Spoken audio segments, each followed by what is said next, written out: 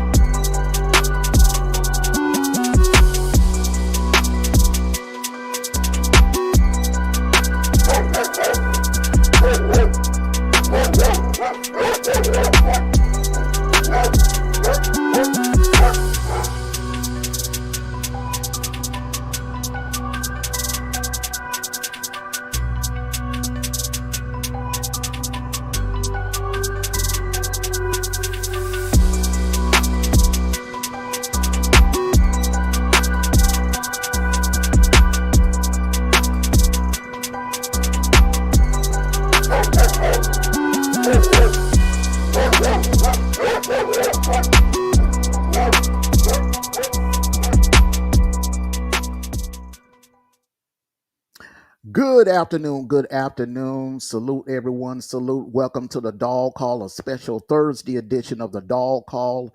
This is officially going to be our playoff pregame show.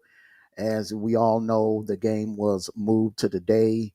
Yesterday we did the road to Atlanta. Today, this is special. We're the only teams playing today, Georgia and Notre Dame. Uh, Listen, I this is huge. This is going to be huge. Um, Georgia is going into this game with their backup quarterback. Gunnar Stockton has only played one half of football, meaningful football this season.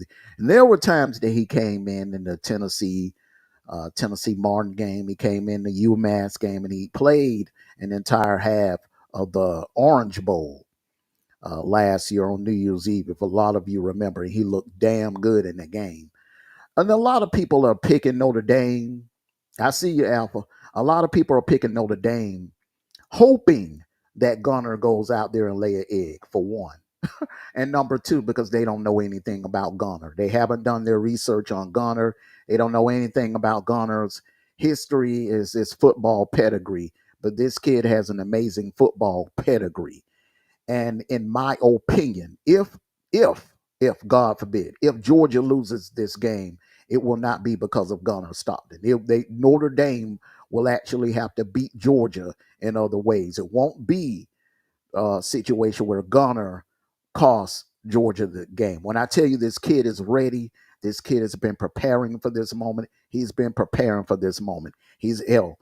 Uh, the advantage that he has actually is that he's been practicing against this top defense for the last 2 years. He's been practicing against this. I mean, he's been practicing against the Smile Mundons and the CJ Allens and Dumas Johnsons and the Jalen Carters and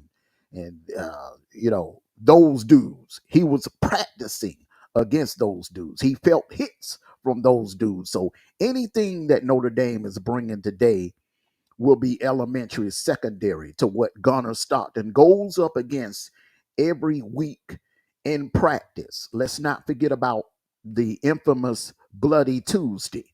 And for those of you that don't know anything about Georgia football, Bloody Tuesday is the most physical practice of the week for the Georgia Bulldogs. So this kid is ready.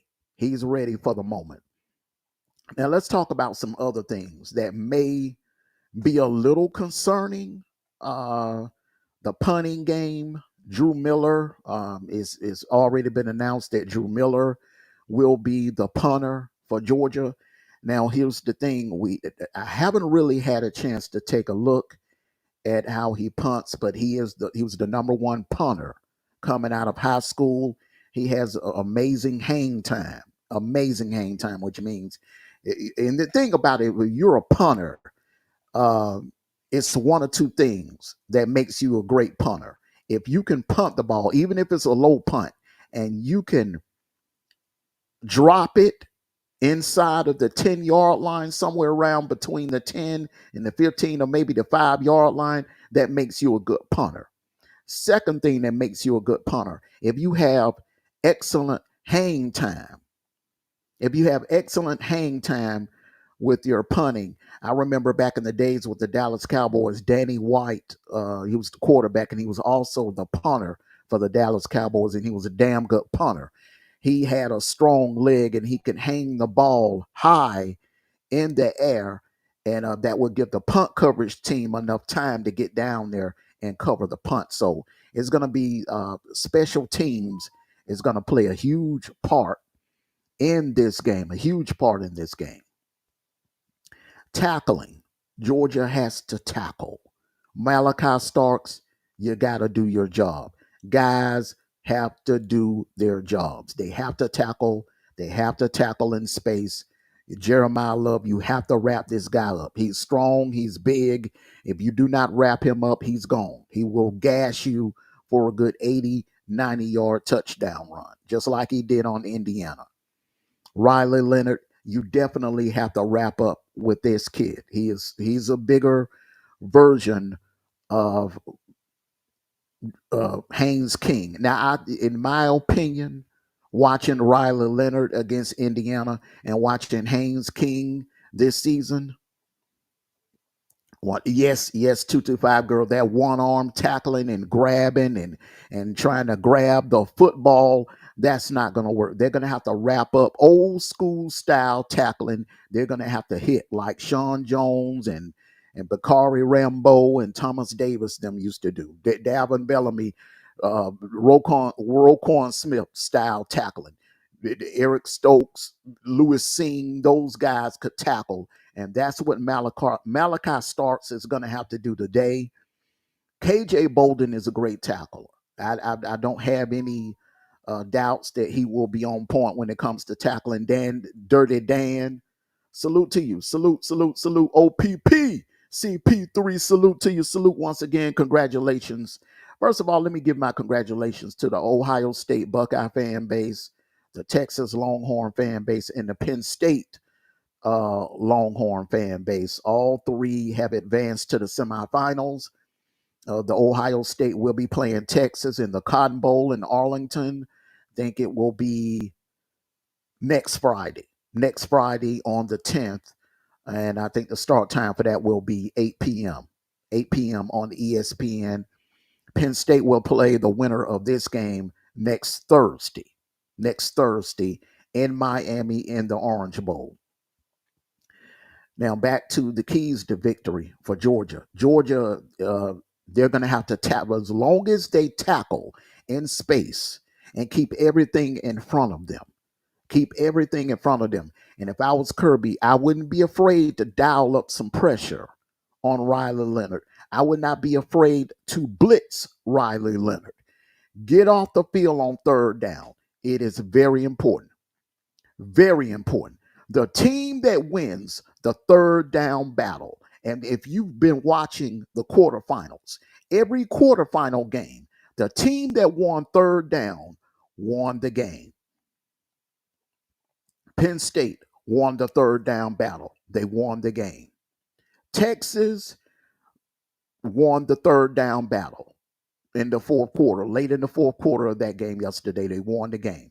Ohio State dominated on third down in the first half. They got Oregon off the field. That is how you do it. Salute to you, Sniper. That is how you do it. You got to get your opponent off the field on third down. You cannot give them extra downs, you don't want them moving the chains. And for Notre Dame and Georgia both, Georgia playing with a backup quarterback, so I assume that Bobo is going to have a short leash on him. Kirby is going to have a short leash on him. Salute to you, Easy did it. So therefore, they're not going to take many chances going down the field. All right. So what Notre Dame is going to have to do, they're going to have to get Georgia off the field, and they're going to have to stop the run. That is going to be the test. So we're going to find out early in this game how this game is going to go. Salute to you, Teron. Salute to you. Everyone, salute everyone that's coming in. Make sure you hit that like button. We're going to find out early in this game on the first few possessions. We're going to find out how this game goes. If Georgia can control the line of scrimmage and get Notre Dame off the field, and vice versa, the team that can get the other team off the field, that's the team that's going to win this game. Easy did it said this is not going to be much of a game. The Fighting Irish don't do good with SEC teams. That's back in the past. This is a different Notre Dame team. Now, however, I will say this. Since Kirby has been at Georgia, and since Georgia has been going on these championship runs, the only teams that have been able to beat Georgia have been teams that have not only just a good running game, but an elite passing game. You have to have an elite passing game in order to defeat a Kirby Smart defense. And let's look at the teams that have beaten Georgia in the past, all right, since Kirby has been there. Bama, in the times Bama has beaten a Kirby Smart defense, he's had an elite passing game. There's never a time, and I know Bama Bama kind of declined a little this year, but Bama still had a passing game. They had a good enough passing game, and they had an elite wide receiver, Ryan Williams. That helped them beat Georgia. Let's look at Ole Miss. Jackson Dart, an elite passer, projected to go in the first round in the NFL. You have to have some type of a passing game. Let's go to the 2020 Florida team. with Kyle Trask and Kyle Pitts. They average almost 40 points a game. They had an elite passing attack that year. The Florida Gators did in 2020. Let's take a look at the 2019 LSU Tigers. Need I say more? Arguably one of the greatest college football teams to ever play the game.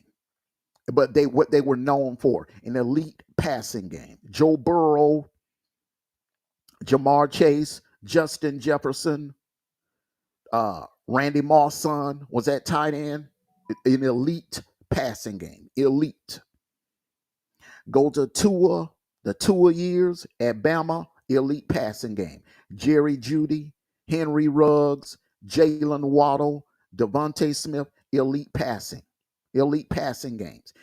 You're gonna need an elite passing attack. Salute to you, Reggie Red. You're gonna need an elite passing game in order to defeat a Kirby Smart defense. That is the one thing. Salute to you, Agent Smith. That is the one thing, as great as Notre Dame defense is, and they have a good defense,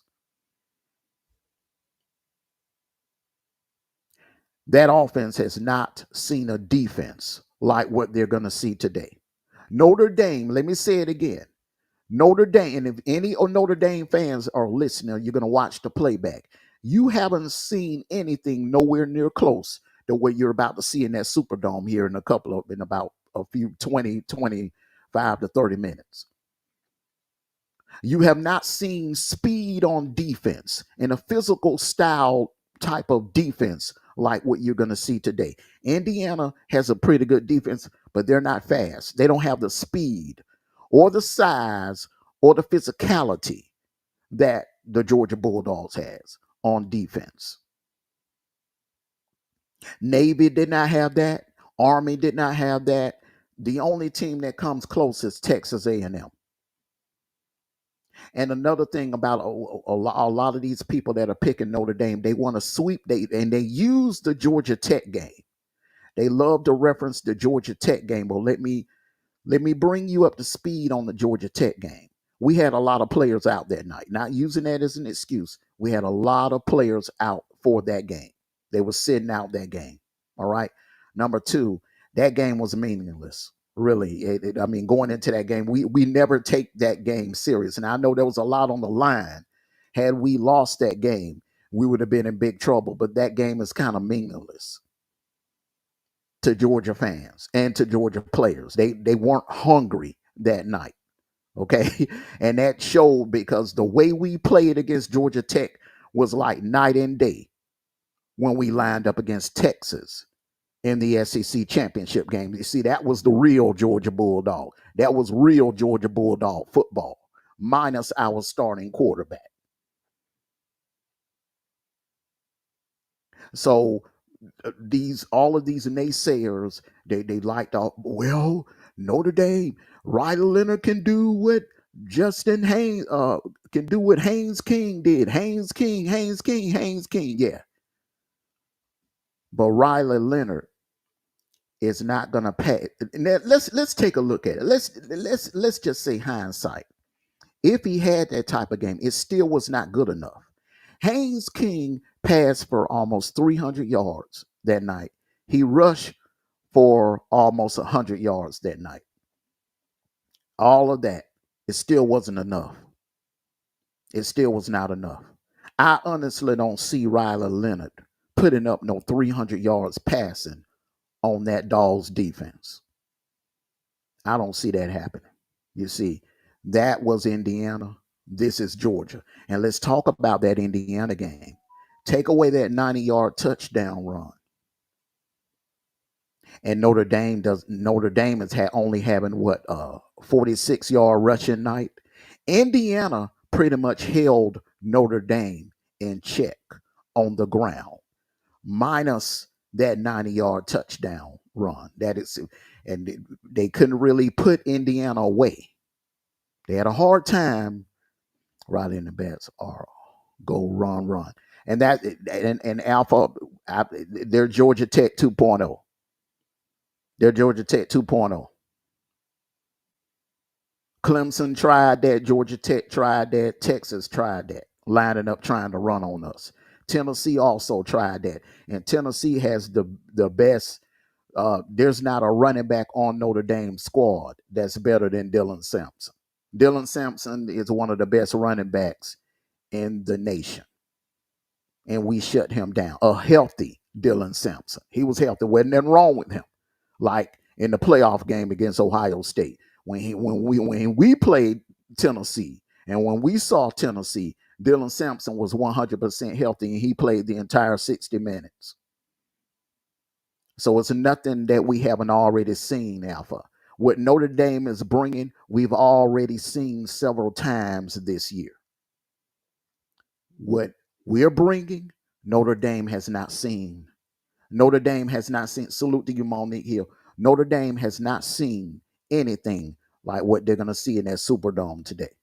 Now, will the Georgia Bulldogs win? I believe so. I really do believe that Georgia will win based on the fact that Georgia is the better team. Salute to you, Terry, in the chat. Georgia is the better team. They're the bigger team. They're the faster team. They're the more physical team. And all of this talk about Notre Dame running backs, don't sleep on Trevor Etienne. Don't sleep on Nate Frazier. Etienne put up over 100 yards on, in my opinion, arguably the best run defense in the nation, and that's Texas. Texas has the best run defense in the nation. And Etienne, in both games, Etienne ran slap over that defense. You're talking about a Texas defense that had a Butkus Award finalist and a Thorpe Award winner. Barron, Thorpe Award winner, and Anthony Hill, Butkus Award finalist. And I'm going to tell you something else Notre Dame doesn't have. Everybody is bragging on Notre Dame's defense. Have you heard of a fella named Jalen Walker? The 2024 Butkus Award winner. Have you heard of that man? You see, Notre Dame doesn't have a Jalen Walker. So the naysayers, we'll let them talk and, do their predictions or whatever. How many times have those clowns over there at ESPN have picked against Georgia? Let's go down the list. They picked Clemson to beat us. They were wrong. They picked Bama to beat us. They were barely right about that. They picked Texas to beat us both times. They picked Ole Miss to beat us. Broke clock right twice a day. Okay, so we give them Bama and Ole Miss. They picked Tennessee to beat us. Now here it is. They're picking Notre Dame to beat us. Only based on the fact that we're playing with a backup quarterback. So that's and if that's what you're basing your pick on, that Notre Dame will beat Georgia because of a backup quarterback, then you haven't been paying attention to the Kirby Smart era. Remember Jake Fromm? He was a backup quarterback. First start was against Notre Dame. Time 225 salute. Okay, I ask a outside question. How do you feel about Duke versus Ole Miss? Who will win? I'm taking Ole Miss. I'm taking Ole Miss in that one, Tim 225, because Ole Miss is angry. Ole Miss is angry. Ole Miss is pissed. And I mean, think about it. They've been sitting back watching everything that's been happening during this bowl season, how the SEC has been getting dragged during this bowl season. So Ole Miss is I don't even think that game is going to be close. You're going to see a classic Lane Kiffin Lane Kiffin offense. They are going to beat the brakes off Duke today. Sniper says he's not a backup anymore. He's a starter. Yes, he's a starter. He's the starter. That's another thing too. It's not a situation, and you got to remember this. It's not a situation where Kirby pulled Carson back and putting Gunner in.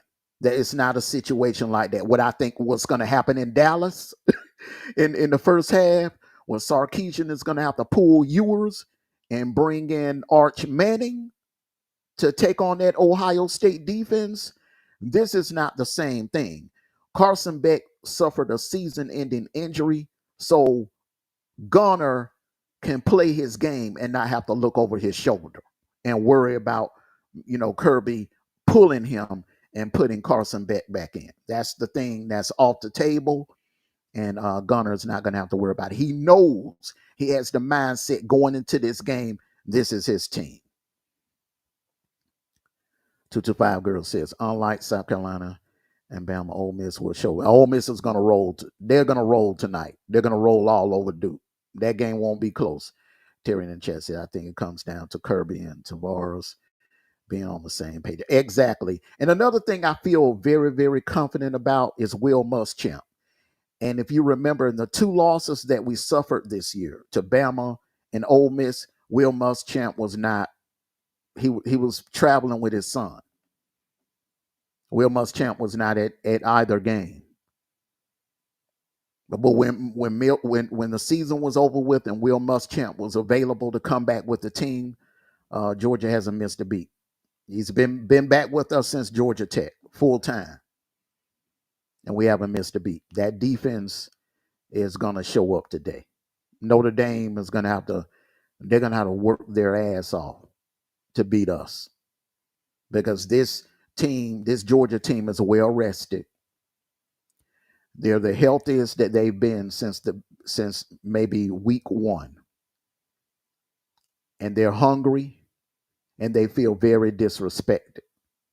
They hear and they see how the media has been disrespecting them the entire holidays since the SEC championship game. Georgia has to be the most disrespected SEC champion that I've ever seen. And that's another point too. And this is unusual. Every conference champion has been eliminated except Georgia. Georgia is the last conference champion standing. Clemson, gone. Arizona State, gone. Boise State, gone. Oregon, gone.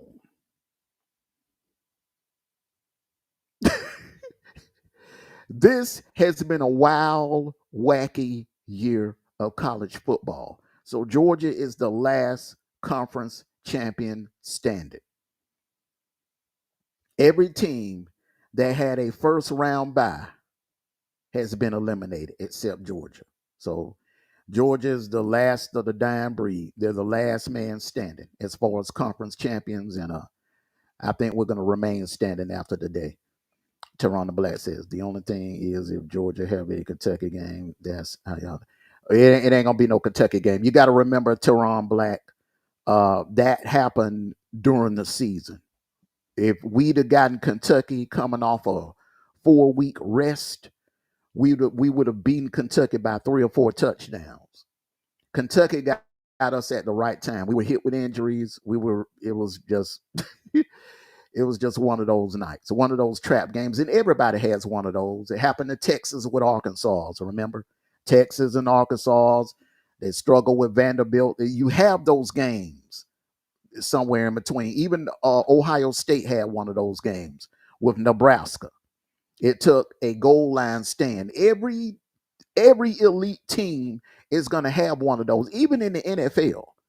Even in the NFL, hell, the Kansas City Chiefs almost lost to my Falcons. It happens. It happens. Some of the greatest of the great teams have had to escape by their little chin-chins. Even the 01 Hurricanes, remember that year 01 Hurricanes with Ed Reed had to save the day against Boston College, where Miami was getting ready to lose. The 01 Hurricanes, in my opinion, the greatest college football team of all time. Let's take a look at their '04 Trojan team. They had a scare against uh, who it was, UCLA, and UCLA wasn't even ranked that year. It happens. It happens. Remember Tim Tebow, the year they won the national championship. Ole Miss came to the swamp and upset them. It happens. It happens sometimes. But it ain't going to happen today. It ain't going to happen today. Terry, the chat said, you think Georgia been on a roll since the Ole Miss loss? Yeah, man, and bro, that was a wake up. That was a wake up. We got embarrassed that day. Ole Miss didn't just beat us; they embarrassed us. They embarrassed us. They embarrassed us. They embarrassed us. That was one of the worst losses in our school history. I would say it's 2014. Buckeyes lost to a 5-6 Virginia Tech team at home. Yeah, that happens, man. And remember the year after that. The year after that, y'all were like, everybody had y'all number one. It looked like y'all were going to repeat as national champions, and Michigan State upset y'all. I don't even, yeah, Michigan State upset y'all. Michigan State beat y'all, and then they went on and won the Big Ten, and they went in the playoffs. They got blowed out by Bama, but that's a good example. '06 Texas against Oklahoma State. Yeah. Yep. Yep. And Texas would have probably repeated also if they wouldn't have got upset by Oklahoma State. But you know the Mike Gundy teams, man, are sneaky good. Best in America in 2015, lost to Michigan State, man. Yeah, man. And y'all had a squad that year, man. Y'all had a dream team. Y'all had a dream team that year, man. But it's all any given Saturday. Any given Saturday, y'all. Any given Saturday. So, but Georgia Bulldogs fans, relax. You can rest your head. I'm very confident, that these dogs are gonna pull it out today. They're very confident. It's not a situation that Notre Dame is gonna sneak up on us. They have our attention. They have our 100% attention, especially with all the chirping they've been doing for the last week and a half. They're gonna have to back it up out there on the field today. So, everyone, thank you all. I'm gonna do a post game show after the game. I'm gonna be right back here on the Dawg call, and everyone, get your popcorn ready. This is gonna be a hell of a game. This is gonna be a hell of a game. Georgia Bulldogs, my Georgia Bulldogs, you got to stand up. It's time to stand up. It is go time. It is go time. This is what we were. We went through hell this year. We have went through hell this year. We didn't go through all this hell this year. The injuries, the suspensions, the two embarrassing losses to Bama and Ole Miss, and having to beat Texas twice. We've come too far. We've come too far to lose to a team, in my opinion, that's not on our level. So, everyone, make sure you hit that like button on your way out. I want to thank you all for coming out to the Dawg call. Enjoy the game. Enjoy the rest of your Thursday. Please be safe out there. We got some craziness going on. Some very, very serious craziness going on in the world right now. So please be aware of your surroundings and be safe. All right. So to all my Georgia Bulldog fans, see you all later on tonight on the post game show. And until then, like I always say, until next time, take care of yourselves and each other. And one last thing, no matter what, win, lose, or draw, it's always going to be for life. Go Dogs. Sick 'em. Woo, woo, woo, woo, woo, woo, woo, woo. Enjoy the game, everyone. See you back here later on tonight.